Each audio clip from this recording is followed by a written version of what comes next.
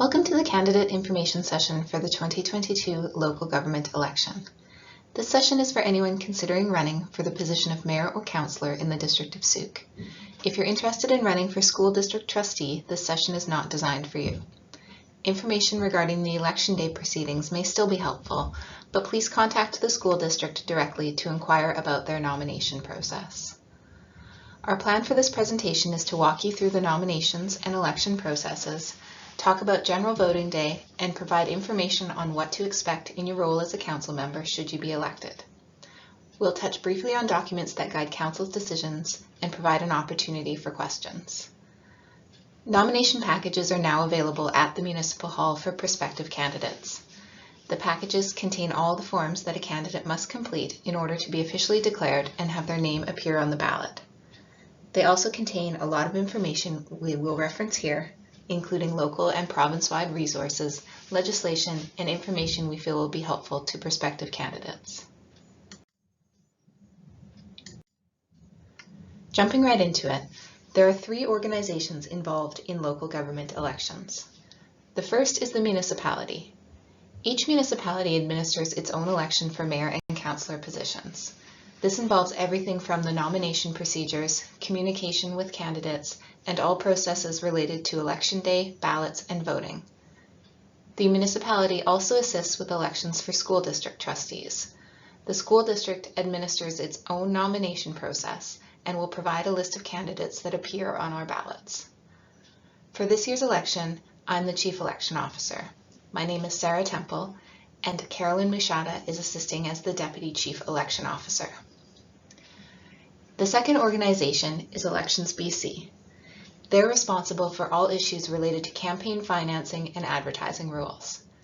They've directed that local governments refer all financing and advertising questions to them, so please contact them directly with your questions. Their contact information is included in the nomination packages. In Sooke, we use the provincial voters list, which they are also responsible for managing. Finally, the Ministry of Municipal Affairs, although not specifically involved in the election process, are responsible for legislation surrounding local government elections. The Local Government Act is the primary piece of legislation governing elections, and along with the Community Charter, will provide a great deal of guidance to you as a member of council should you be elected. Information regarding who can run as a candidate is included on this slide. One thing that people are often surprised by is that a candidate does not need to reside in the district of Sooke. The only residency requirement is that you must have lived in BC for 6 months before you file your nomination papers. There are several categories of people who are disqualified from running for local government office, including judges, employees of the local government for which the election is being held, who must first take a leave of absence before running in the election, or people who have previously committed an election offense, which we will cover later. Included in the nomination binder is a list of disqualified candidates across BC. These are typically individuals who ran as candidates in the most recent general local election or a subsequent by-election and did not file their campaign financing disclosure statements. If you fail to file these documents, you're disqualified from running in the next general local election. Potential candidates are encouraged to check that their name is not on the list before filing your nomination papers. In order to be officially declared as a candidate, potential candidates must file nomination papers with the Chief Election Officer during what is known as the nomination period. This year's nomination period opens at 9 a.m. on Tuesday, August 30th, and closes at 4 p.m. on Friday, September 9th. You can only file your papers during this time, and if you do not, your name will not appear on the ballot. It's recommended that you bring your signed original papers to the Municipal Hall to file them. They can be accepted by email, but additional steps are required, such as having one of the forms witnessed by a notary rather than the Chief Election Officer. If for some reason you cannot file your papers in person during the nomination period, please contact me so I can explain your options. Appointments are not required to come in and file your nomination papers, but they are recommended. If you know when you plan to come in, please consider contacting me in advance. My contact information is provided in the nomination package and on the district's website. You're encouraged to file early and not leave it until the last minute. There's a possibility that if there's a lineup of people waiting to file their papers at the end of the day on September 9th, for example, you may not be able to file by the 4:00 p.m. deadline and subsequently would not be able to run in the election. Once you file your nomination papers, they'll be forwarded to Elections BC and be posted on the district's website. After filing nomination papers, candidates have until September 16th to change their mind and withdraw from the election. Under tab 1 of the nomination package, you'll find all of the forms that must be completed and filed by the deadline in order to become a candidate. Instructions for completing each form are also included in the binder. We'll go through them briefly here as well. These forms include C1, which is a checklist to ensure that you've completed all of the required steps. Form C2, which is a 3-page form that must include nominations from at least 2 qualified electors, and is also your solemn declaration consenting to their nomination. It's a good idea to call the Chief Election Officer and ask if your nominators are on the voters list. If you're not sure and can't confirm with us for some reason, you may wish to get more than 2 nominators to help ensure at least 2 of them are on the voters list. Form C2 must either be witnessed by the Chief Election Officer or a Commissioner of Oaths. That's why it's easier to deliver your original forms to us directly, rather than having to seek out a qualified commissioner, such as a notary, and possibly pay a fee. Form C2 will be posted on our website. Form C3 closely mirrors what is included in Form C2, but is provided to Elections BC. Also included in tab 1 are additional forms that you may wish to file depending on choices you make for your campaign.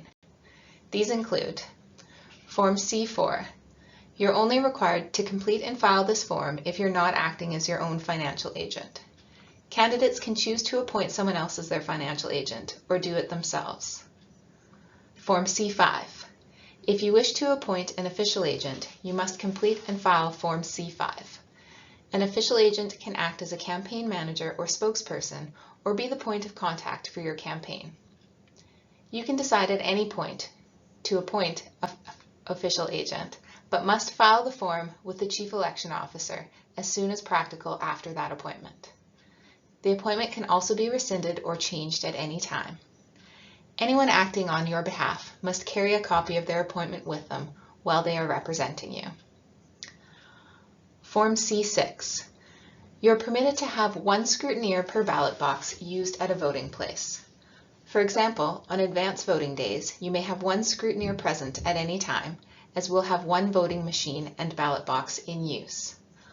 On general voting day, we anticipate having 2 voting machines in use, so you may then have 2 scrutineers present at any given time. Scrutineers may come and go and may also work in shifts, as long as you do not exceed the permitted number. You can appoint scrutineers at any time. When you file your nomination papers, you're entitled to 1 copy of the voters list, which contains the name and residential address of all voters. It's available in paper or electronic format, although we encourage everyone to take it electronically. It's provided in an Excel document, and you may then print as many copies as you like and sort or manipulate the data to assist with your campaign.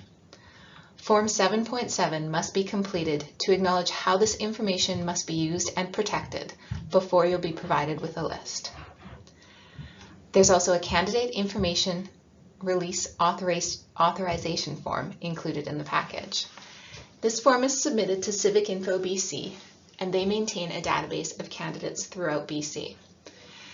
The Chief Election Officer will forward this information to anyone seeking it, be media or voters. The information provided can include your address, phone number, email, website address, Twitter or Facebook accounts. You can provide information on your previous council experience. How much of this information you provide is up to you.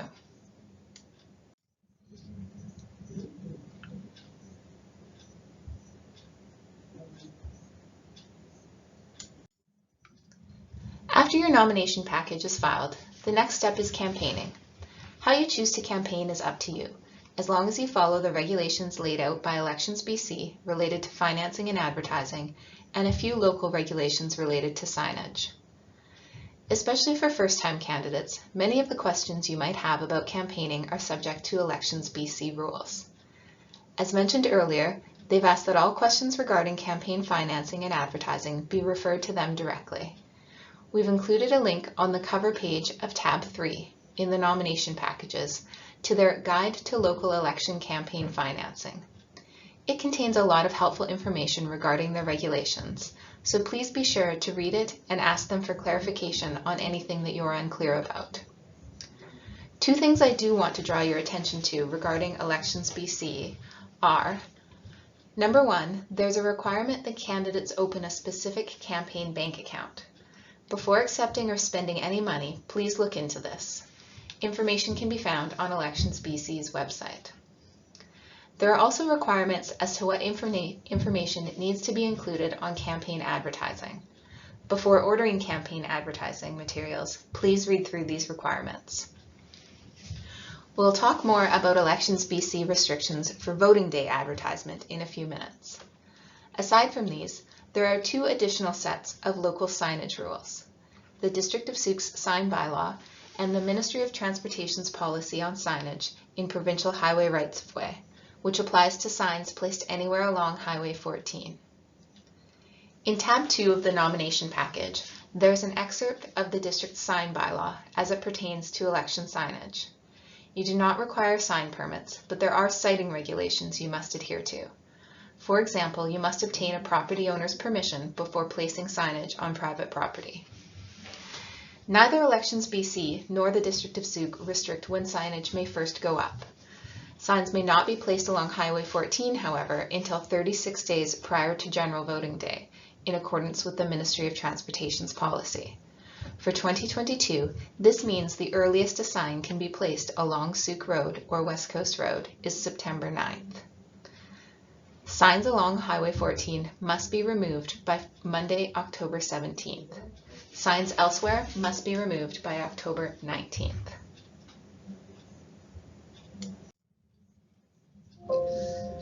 During the campaign period, you may wish to seek information about the district and its operations.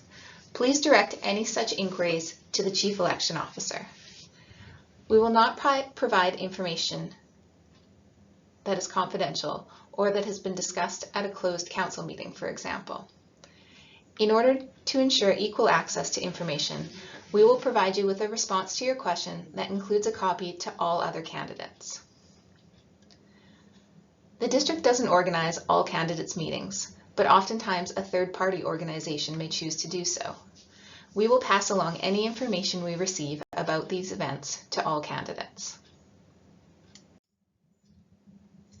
Before we move on to Election Day matters, and not to scare anyone, it's important to make candidates aware of some of the election offenses and potential penalties, which include prohibition from holding office or running in the next election, fines of up to $10,000, and even imprisonment, dependent on the severity of the offense. It's important that candidates conduct themselves ethically and in accordance with all applicable legislation.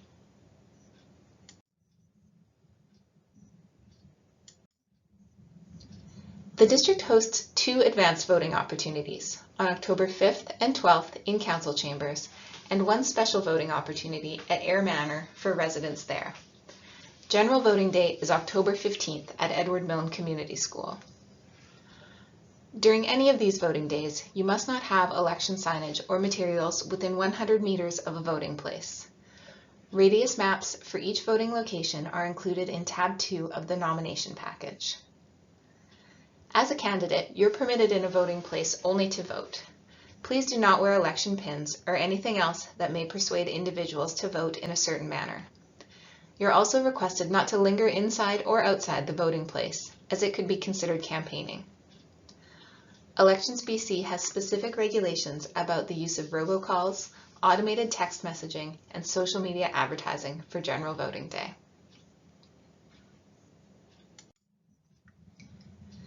If you do decide to appoint one or more scrutineers, their role is to observe the voting procedures and the ballot counting process. As previously mentioned, you can have one scrutineer for each ballot box at a voting place, which we anticipate to be 1 at advanced voting and 2 at general voting.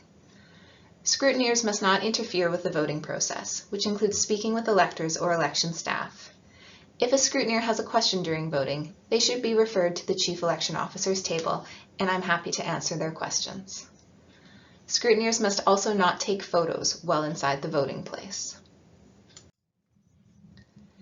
As long as there are no delays experienced throughout the voting day, the polls will close at 8:00 p.m., the doors will be locked, and vote counting will begin.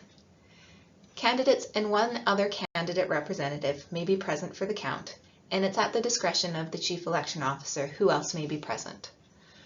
No one may enter or leave the voting place once the count has begun. Anyone wishing to be present for the vote count should arrive at approximately 7:45 at Edward Milne Community School and report in to the Chief Election Officer. You will then have to wait in a designated waiting area until voting is complete. The unofficial results will be announced at the polling station, posted on the district's website as soon as possible, and reported to Civic Info for posting on their website as well. Media are referred to the Civic Info site for election results on general voting day. The official results are announced before 4 p.m. on October 19th. Candidates will be notified of the time and place that official results will be declared. Whether you're elected or not, you are required to file a campaign financing disclosure statement with Elections BC within 90 days of general voting day. If you are successfully elected to council, you're also required to file those disclosure statements and then will be required to take the oath of office, which is typically administered at the inaugural meeting scheduled for November 7th, 2022.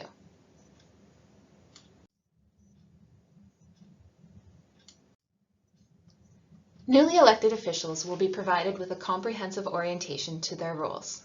This generally includes several Sooke-specific orientation sessions with staff, some regional training, dates are provided in the nomination binder, and opportunities for provincial training, such as the Local Government Leadership Academy. Typically at the beginning of a term, Council will develop a strategic plan, which guides future decision-making and provides direction to staff. A new council will inherit many bylaws, policies, and plans that regulate activities in the municipality and will review and adopt many additional bylaws, policies, and plans during their term. So we hope you like to read. Once strategic priorities are set, one of the biggest responsibilities of council is determining the service levels that will be provided to the community and then allocating resources through the development of annual financial plans.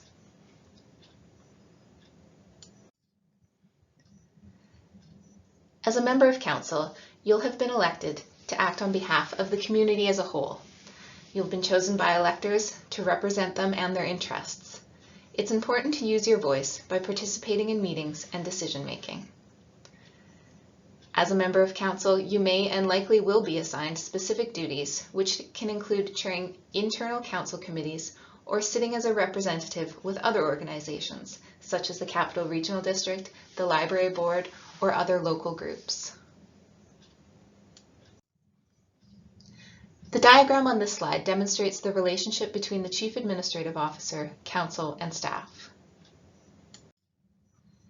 The Chief Administrative Officer is responsible to Council and is oftentimes referred to as its only employee. The CAO's role is to ensure that Council's priorities and directions are carried out by staff, to make recommendations to Council on various issues, to administer day-to-day operations, and to provide leadership. The staff that report to the CAO work directly within the policy directions set out by Council, will make recommendations to Council via their managers and the CAO. Staff prepare reports to Council that are included on meeting agendas and are presented by department managers or directors. Staff are also responsible to fulfill the responsibilities of their individual jobs. Speak to any current member of Council, and I'm sure you'll hear that it is not an easy job. Should you be elected as a member of Council, you can expect a steep learning curve if this is your first time in office. There are a lot of policies, plans, procedures, bylaws, and legislation to become familiar with. A tremendous amount of reading, as Council materials average between 250 and 300 pages for every meeting, which are held every 2 weeks on average, and additional meetings as required in between. There will also be agenda packages for other committees upon which you sit, as well as email and correspondence you receive as a result of your appointment to office.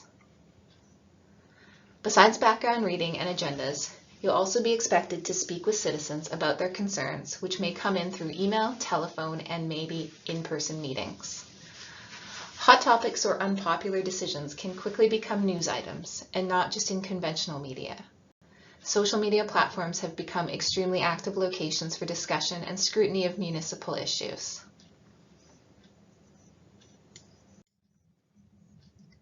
This slide is a general estimate of time that you should be prepared to commit if you are elected. Each member of council will have a different experience, and hours spent on the job will vary.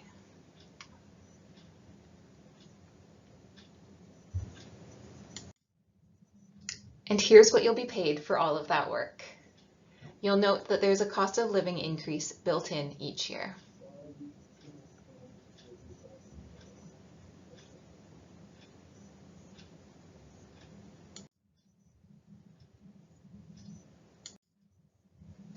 These are a few of the larger guiding documents that councils and staff use in their decision making. All of these documents are available on the district's website, and I encourage you to read through them. The Corporate Strategic Plan identifies and guides the priority of the organization for council term. As mentioned, the development of a new corporate strategic plan will become one of the new council's more immediate undertakings once they take office. The official community plan provides a vision and sets development policies for the community as a whole. The current OCP was adopted in 2010, and a new draft OCP is currently under review by council. The financial plan is developed each year and determines budget and thereby tax increases and the priorities for spending for the current year and forecasts for 4 years out.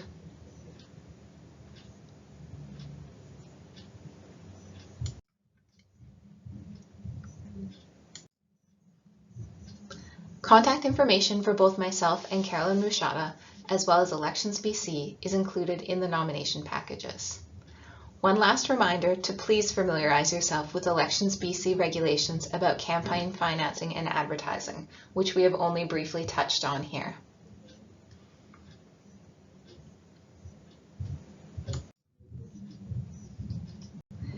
Please do not hesitate to contact either one of us at the information on the screen should you have any further questions. Thank you.